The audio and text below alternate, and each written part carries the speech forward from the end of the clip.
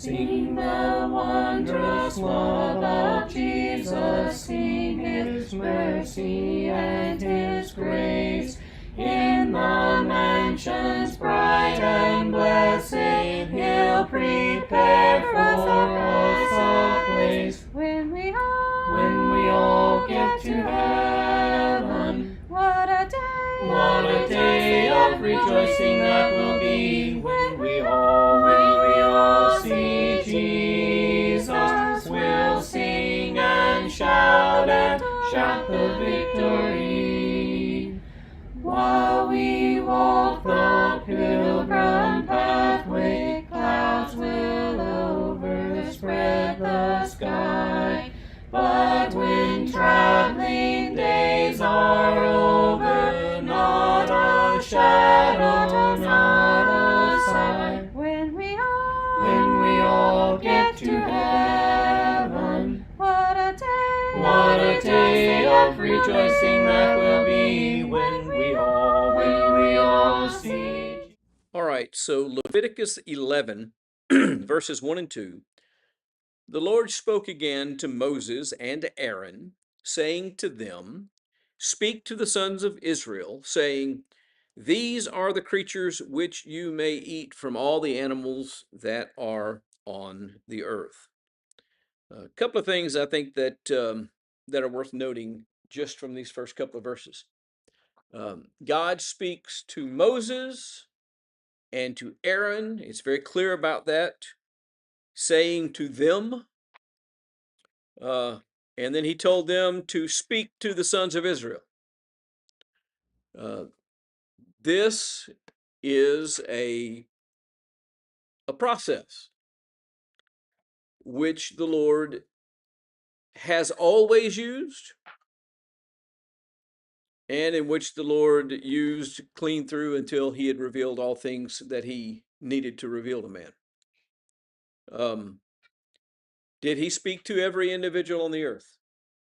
No. Could he have spoke to every individual on the earth? Would it have even been hard for him to speak to every individual on the earth? Absolutely not. But that is not what he did. That is not ever what he did. He always spoke to someone and had them speak to someone. Even if you go back before Moses, he didn't reveal things directly to Pharaoh. He spoke through Joseph. And then 400 years later, he spoke through Moses. He did not, as far as I know, ever communicate freely with every living human being outside of potentially Genesis chapter 2 and 3, when there were only two living people on the earth. Beyond that, he seems to have relied upon men to receive his message and then faithfully communicate that message to others. How important does that make our communication to other people?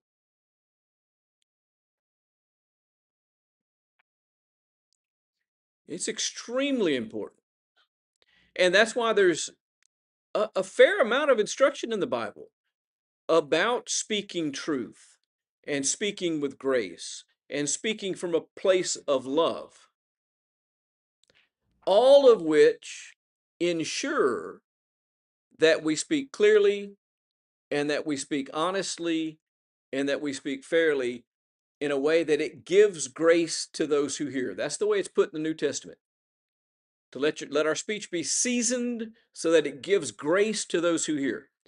Understanding again, and I bring this up anytime I use the word grace almost in a setting like this, that the Bible itself defines the grace of God around the revelation of God. The grace of God has appeared, bringing salvation to all men, teaching them to deny ungodliness and worldly desires. It's very clear, and the argument can be laid out very explicitly from the text, that the grace of God in its appearance in the world is directly tied to his revelation. So if our speech is going to be seasoned in such a way that it imparts grace, it means that our speech reflects precisely what God has said. If God is love, and our speech is going to be spoken in love, that means that it reflects precisely what God has said and represents his character accurately. It becomes very important. It's important if the people are going to know about the subject that he is talking about here. These creatures that you may eat from all of the animals that are on the earth. Okay, what are we allowed to eat? If the people are going to know that, Moses and Aaron are going to have to be faithful to the instructions of God. And if they are not, or if they withhold part of the instruction, that leaves the people in a vulnerable position in which they will do what? Potentially transgress against the will of God because of the unfaithfulness of it, which again is why the Bible spends so much time not just talking generally about our speech, but then also taking it a step further and saying that if you're teaching other people, that there is this extra level of responsibility that you're going to answer for. If I teach people wrongly, I think they still bear their guilt for being wrong, but I also bear guilt for being the stumbling block that leads them astray. And we have to keep that in mind, and that is it's fundamental to the way that the law of God works. And the way it would be expressed again in one place in the New Testament is that he has entrusted these treasures in earthen vessels. In this case, the treasure was, this is what it is lawful for you to eat. It was entrusted to Moses and Aaron to then share with others. The second part of this is that these laws are given to the people of Israel. Now, this is why this starts. Up to this point, most of what has been talked about has been the execution of things in the tabernacle, right? And so it has been all about how the priests are to behave and function and what they're supposed to do and how they're supposed to do it. This immediately broadens this outside of the Levitical priesthood. And it also broadens it to outside the tabernacle. We now have gotten into extending the holiness of God into the life of everyday people on the street and in their homes and doing normal routine things. We are not at the tabernacle. We are not at the altar. We are not offering sacrifices. We're just living and we're eating.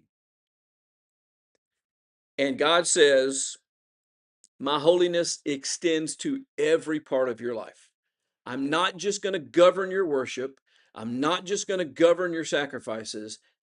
I'm going to govern the mundane aspects of your life. I'm going to tell you what you need to do daily. What you eat, what you touch, what you handle in your daily living becomes a part of the covenant relationship that you have with me. Again, I know I've said this 100 times. You're probably getting tired of it, but for the benefit of people that are online, the overall theme of this book is, what does the average person need to do so that he can have fellowship with the Holy God? We saw Adam and Eve, after sin, being afraid of God and hiding from God. We saw, once the tabernacle was made and God's presence centered upon the tabernacle, the children of Israel being afraid to go down to the tabernacle, being afraid to enter the tabernacle. We saw before that, when Moses, who had been in the presence of God, came down from the mountain and simply reflected the radiance of God, they were afraid of that. And he had to put a veil over his face, or they wouldn't stand to listen to him and look upon him. How do I get from being afraid of God because I know that I am unworthy to being someone who can be in a relationship with God, sustain that fellowship, and walk with him? This is part of it. Everyday life is part of it. How you live, what you touch, what you do, not just in worship, but in everyday living, affects your relationship with God.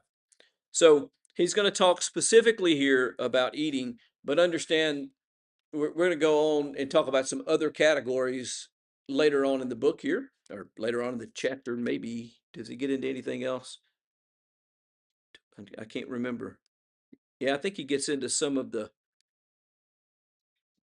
these things touching other elements of their life. But he'll eventually get into whether or not you can touch a dead body, whether or not you can, do various things in normal routine life. He even specifies that certain things are to be done in specific ways in order to retain your cleanliness. And if you don't do these things in this way, then you become unclean. And in order, therefore, to be reestablished, what do you have to do if you're unclean? You have to go through a process to be cleansed. So this is all instructing man about what it requires for man to be in fellowship with God. And God, who is righteous and who cannot be in the presence of evil, can't be in fellowship with evil, therefore needs man to either stay clean or to address their uncleanness in order for that fellowship to exist. All right, so he goes on, let's just read through verse 8, starting in verse 3. Whatever divides a hoof, thus making split hoofs, and chews the cud among the animals, that you may eat. Nevertheless, you are not to eat of these among those which chew the cud, or among those which divide the hoof. The camel, for though it chews the cud, it does not divide the hoof. It is unclean to you. Likewise, the rock badger, for though it chews the cud, it does not divide the hoof. It is unclean to you. The rabbit also, for though it chews the cud, it does not divide the hoof. It is unclean to you. The pig, for though it divides the hoof, thus making it split hoof, it does not chew cud. It is unclean to you. You shall not eat of their flesh, nor touch their carcasses. They are unclean to you. So there's two levels of this to think about. And then there's two qualifications. If something is deemed unclean, there are two things that you cannot do. You cannot eat it. You cannot touch the carcass. Now, since that uses the word carcass, I'm going to assume that we're talking the dead animal. It doesn't say you can't touch the animal. It says you cannot touch the carcass. I think what he's saying is you don't eat it, you don't process it. Is this different from God's instructions elsewhere?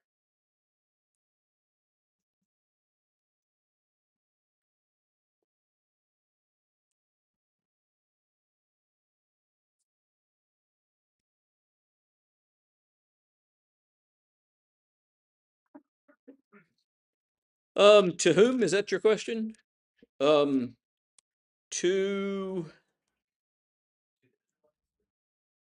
the followers of God.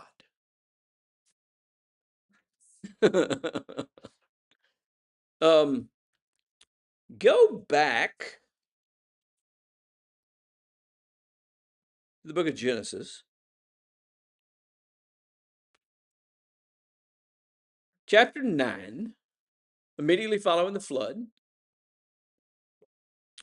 Starting in verse 8, God spoke to Noah and his sons with him. Now, at this time, how many people we got alive on the earth? We got 8 people alive on the earth. Of those 8 people, going to suggest that they're righteous. That's the reason they're still alive on the earth. If they weren't righteous, they would not still be on the earth because God has just removed all uncleanness from the earth. God spoke to Noah and to his sons with him, saying, Now behold, if I myself do establish my covenant with you and with your descendants after you. That's an important line. And with every living creature that is with you, the birds, the cattle, every beast of the earth with you, and all that comes out of the ark, every beast of the earth, I establish my covenant with you, and all flesh shall never again be cut off by the water of the flood, neither shall there again be a flood to destroy the earth. Is that still true? Is that tenet of this covenant still applicable? Yes. And God said, This is the sign of the covenant which I am making between me and you, with every living creature that is with you, for all successive generations. I set my bow in the cloud, and it shall be for a sign, for a covenant between me and the earth. And it shall come about when I bring the cloud over the earth, and the bow shall be seen in the cloud. I will remember my covenant, which is between me and you, and every living creature, and all flesh, and never again shall the water become a flood to destroy all flesh. Okay, is that still the sign of the covenant? Okay. Verse 17, God said to Noah, This is the sign of the covenant which I have established between me and all flesh that is on the earth. Okay, so we've got all flesh on the earth. We've got Noah and his sons, and to your descendants after you. Who all is a descendant of Noah? Everyone. Every living person on the earth at any point in time since the flood is a direct descendant of Noah through one of his three sons. And if you look at the genealogy of Jesus, as provided to us in the Gospels, the one that traces back all the way to Adam does include Noah. And I'm fairly comfortable that Paul's sermon in Acts 17, when he says, From one man God made every nation of mankind on the earth, he is talking about Noah. He is not talking about Adam. He's talking about Noah. Because guess what happens in chapter 11 of Genesis? The Tower of Babel and the creation of ethnicities, nationalities, and languages, the division of mankind. So I think that's the logical point of connection. Were there ever dinosaurs in the earth? Yes. Okay. But nobody ate them. Well, I don't know if they did or not. This is where we're going to go. What else does he do at this same time as part of this same covenant? Well, if you go back a little bit earlier,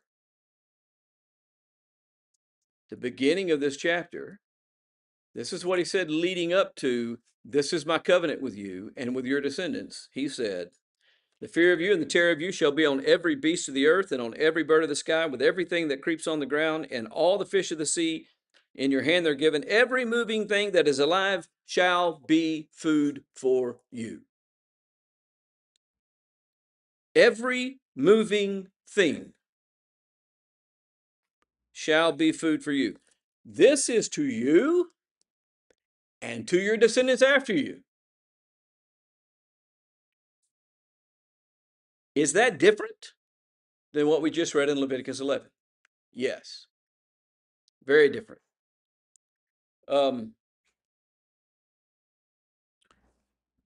God changed his mind? Did God make a mistake back in Genesis? No. This was not universal, what he's saying here. This was not universal. This was something specific to the Israelites, the descendants of Abraham, through Isaac, through Jacob. Those descendants are entering into a special covenant that applied only to them. And part of being in that covenant included these restrictions. What about the rest of the balance of the world? Everything that moved was still food. Now, the reason I bring that up, and I think it's very important for us to be aware of that, is this. These dietary restrictions did not have anything in the world to do with health. They didn't have anything to do with what's fit to be food or not fit to be food. I know that there are people who think that there are certain animals that are not fit to be eaten. That is not what God says. God says that man can eat every living thing that's on the earth. And that it is, what was the word there? Did I read it right?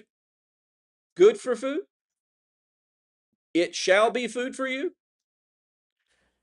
So that is not what these instructions are about. This dietary law was not in any way about the body or about health or about what's clean in a literal sense, in the sense of being good or harmful to the body. It's quite different than that. It instead has to do with something else.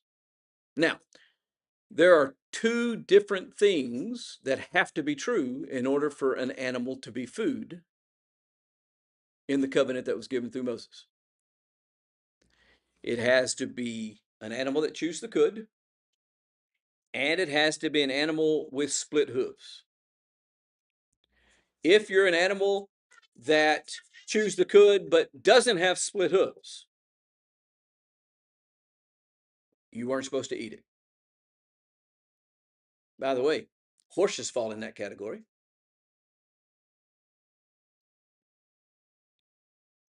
There's a few other things that are specifically named here. If it was an animal that has split hooves but doesn't chew the cud, like a pig, it was not to be eaten. The animal had to have both of those qualities, and if it had both of those qualities, then it was suitable for food.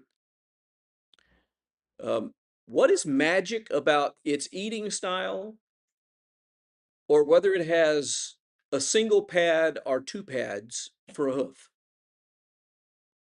And the answer is nothing is magical about it. Why did he give these instructions?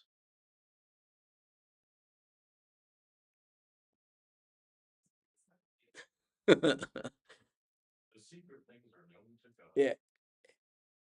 In the absence of something that says, this is specifically why I choose these animals, we have to be very careful about that.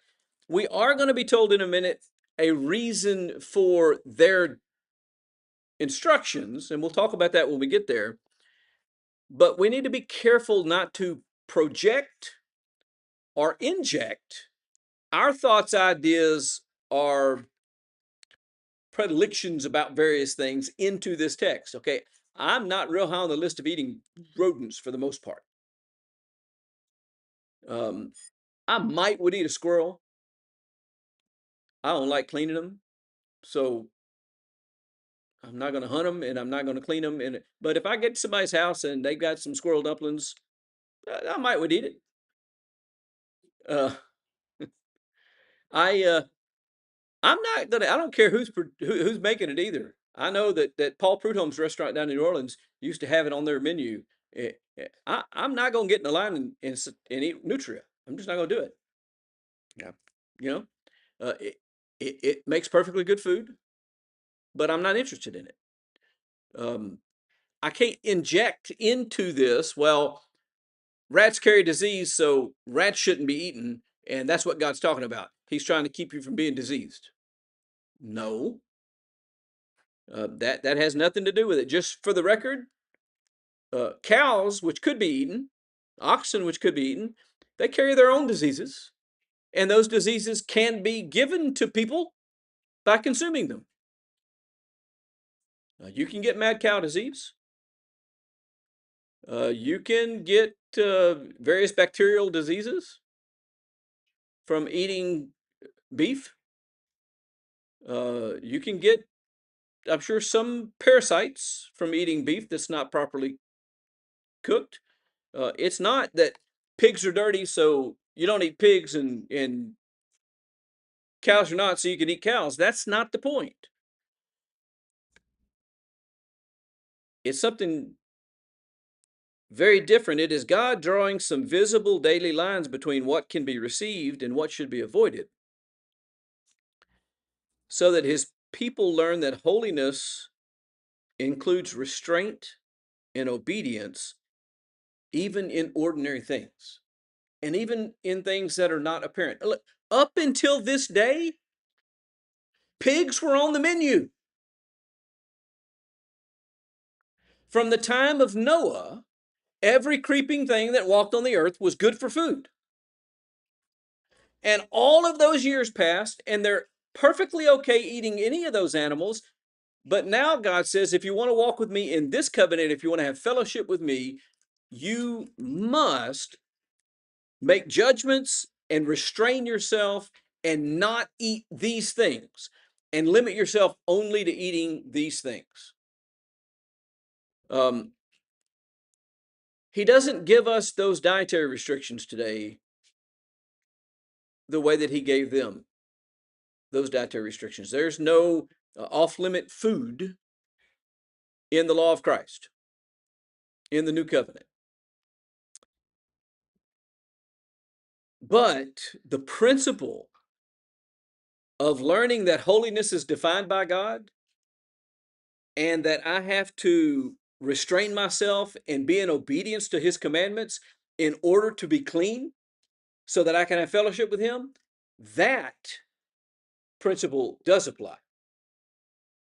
So from time to time, you talk to people and you talk about some activity that is sinful, and you say, you know, people, we shouldn't do that, and they say, well, it's not hurting anybody, and I don't see anything wrong with it. Does that matter? Does that matter that in my judgment it's not hurting anybody and I don't see anything wrong with it? No, what matters is what God has said and whether or not I am willing to restrain myself and be obedient to him in that matter if I want to walk in a covenant relationship with him and have fellowship with him. Or to flip that on its head, if he says to me, you must do this thing, and I say, I don't see any sense in that. What good is that going to do? That just wastes my time, or that just whatever excuse I want to offer. Am I going to restrain myself and say, look, for my whole life, imagine this again. Imagine that we're going to let's make you Moses. Because Moses is here. Moses is being talked to. Moses is receiving this. You're Moses. How old is Moses at this point? I can't give you an exact age, but I can give you a range. He's between 80 and 120. Okay, somewhere between 80 and 120. So for over 80 years, Moses could eat a pig. How many of you have eaten swine? How many of you think it's good? I love bacon and ham and pork chops and all sorts of stuff like that. It's good food. Imagine you're 80 years old, you've been eating it your whole life, and you get told, do not eat a pig.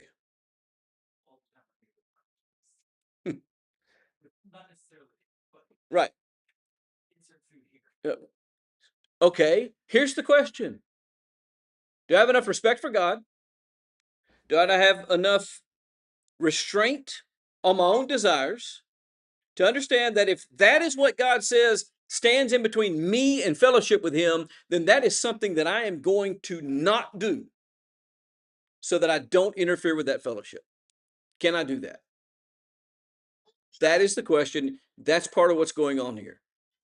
Is he is teaching us that even in daily life, when he has said to us, this is good, this is not good. My restraint over myself, my self-control must bring me in line with obedience to his will over my own. He expands this. I'm out of time, but he expands this. I'm going to go ahead and read these real quick, and then we'll finish the chapter next week. But 9 through 12. These you may eat, whatever is in the water, all that have fins and scales, those in the water, in the seas and on the rivers you may eat. But whatever is in the seas, in the rivers that do not have fins and scales, among all the teeming life of the water, and among all the living creatures that are in the water, they are detestable things to you. There's a lot of stuff in our diet here that we couldn't eat. Crawfish. It's in the water, does not have fins and scales. Eels, alligators. We don't have a whole lot of water mammals in this part of the world. We got a few. Nutria didn't have fins and scales. There are things in the water that are perfectly edible, but if they don't have scales, you can't eat them. It's the same principle. Distinction between clean and unclean reaches into every realm of life, land and sea alike. God governs every domain. It doesn't just apply to the land creatures, it also applies to the things in the sea or the water, I guess more broadly. All right, Lord willing, we'll pick up in verse 13 because he takes it to the next level after that, and then we'll talk about some application to these things next time. Sing the wondrous love of Jesus, sing his mercy and his grace. In the mansions bright and blessed, he'll prepare for us a place. When we all get to heaven, what a day of rejoicing that will be when we all see Jesus. We'll sing and shout the